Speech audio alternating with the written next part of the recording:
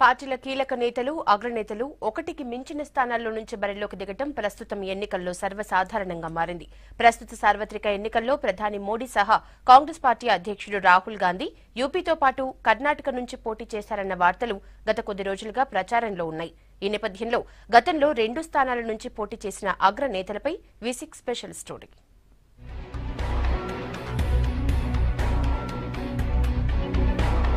పార్టీల అధ్యక్షులు, అగ్ర నాయకులు ఒకేసారి 2 స్థానాల్లో పోటీ చేయటం కామన్.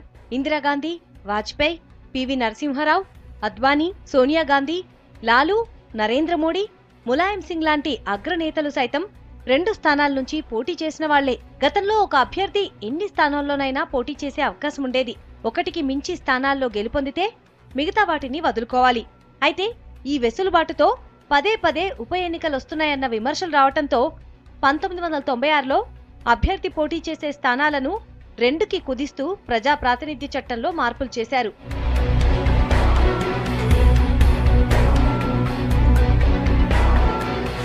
1957 ఎన్నికల్లో బల్రాంపూర్, మథురా స్థానాల నుంచి పోటీ చేశారు మాజీ ప్రధాని వాజ్పేయి.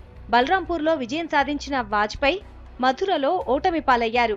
1980 సార్వత్రిక ఎన్నికల్లో ఇందిరాగాంధీ సైతం 2 స్థానాల్లో పోటీ చేశారు.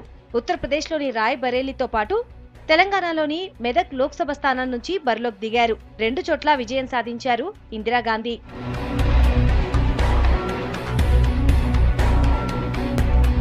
1984 ఎన్నికల్లో 2 స్థానాల్లో పోటీ చేశారు మాజీ ప్రధాని పివి నరసింహారావు. మహారాష్ట్రలోని రామ్టెక్, హన్మకొండ స్థానాల నుంచి పోటీలో ఉన్నారు.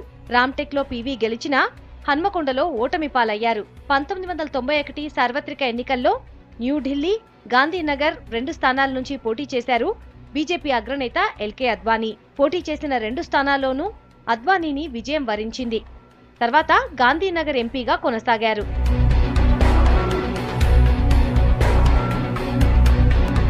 ఇక 1999 ఎన్నికల్లో యూపీఏ చైర్పర్సన్ సోనియా గాంధీ సైతం 2 స్థానాల్లో పోటీ చేశారు.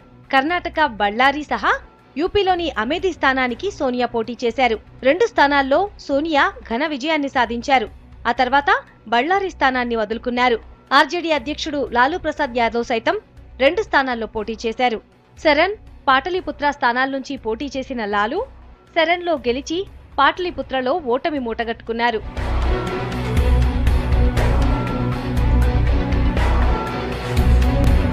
2014 ఎన్నికల్లో 2 స్థానాల్లో పోటీ చేశారు నరేంద్ర మోడీ. యూపీలోని వారణాసి, గుజరాత్ వడోదర నుంచి బరిలో నిలిచారు. పోటీ చేసిన మోడీ 2 స్థానాల్లోనూ గెలుపొందారు.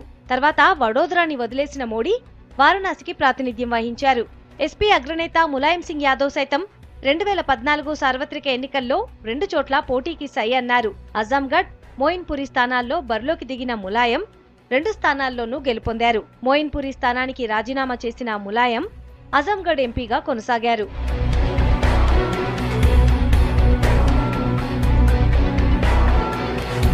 అసెంబ్లీకి, లోక్సభకు ఒకేసారి పోటీ చేయడం కూడా సహజంగా మారింది. టీఆర్ఎస్ అధినేత కేసీఆర్ 2004, 2014 ఎన్నికల్లో అసెంబ్లీతో పాటు లోక్సభ బరిలోనూ నిలిచారు. 2004లో కరీంనగర్ లోక్సభతో పాటు సిద్దిపేట నుంచి అసెంబ్లీకి పోటీ చేశారు. కరీంనగర్ ఎంపీగా, సిద్దిపేట ఎమ్మెల్యేగా 2 స్థానాల్లో కేసీఆర్ విజయం సాధించారు. తర్వాత సిద్దిపేట ఎమ్మెల్యే పదవికి రాజీనామా చేసి కరీంనగర్ ఎంపీగా కొనసాగారు.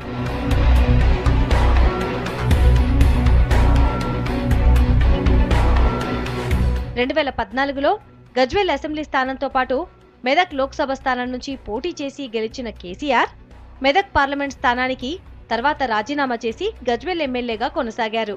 శాసనసభ ఎన్నికల్లో తెలుగుదేశం పార్టీ వ్యవస్థాపకుడు ఎన్టీఆర్, ఒడిషా మాజీ ముఖ్యమంత్రి బిజు పట్నాయక్ ఈ సాంప్రదాయాన్ని కొనసాగించారు. 1985 ఎన్నికల్లో హిందూపురం, గుడివాడ, నల్గొండ స్థానాల నుంచి పోటీ చేసిన ఎన్టీఆర్ 3 చోట్ల విజయం సాధించారు. 2009లో పీఆర్పీ తరపున చిరంజీవి తిరుపతి, పాలకొల్లులో పోటీ చేశారు. తిరుపతిలో గెలిచినా పాలకొల్లులో ఓడిపోయారు. లేటెస్ట్ గా ఏపీ ఎన్నికల్లో జనసేన చీఫ్ పవన్ కళ్యాణ్ భీమవరం, గాజువాకలో పోటీ చేస్తున్నారు. 2004 సార్వత్రిక ఎన్నికలకు ముందు అభ్యర్థి పోటీ చేసే స్థానాలను 1కే పరిమితం చేయాలని లేదా ఉప ఎన్నికలకు అయ్యే ఖర్చు భరించేలాగా రూల్స్ తీసుకురావాలన్న ఎన్నికల సంఘం ప్రతిపాదనను కేంద్రం ఆమోదించలేదు.